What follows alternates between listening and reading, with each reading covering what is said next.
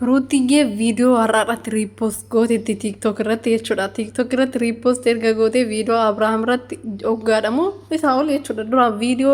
Duraan irratti riipost kan goote riipost gochuu isheetiyyuu yaaladha jechuudha. Viidiyoo har'aadhaatti garuu riipost gootee lippi qirxii gootetti bareeddu wankoo hoggaa rabbii baay'ee bubbalirraa bareeddu waaqayyo adda isin hin baasini. Abiraam ofitti deebi'ee maali kan jettan kan diraama keessanii isa Abiraam ofitti deebi'ee nagaa isaatii.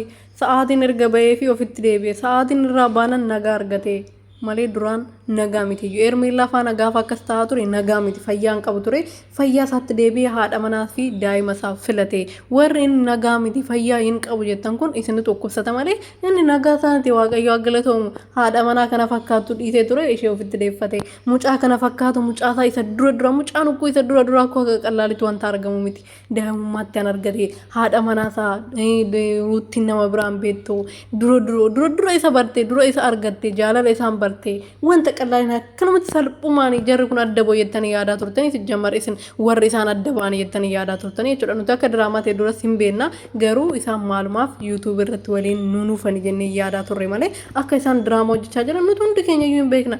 Akkam jirtu nagaa keessanii nagaa galata waaqayyo deebi'ee dhufeera.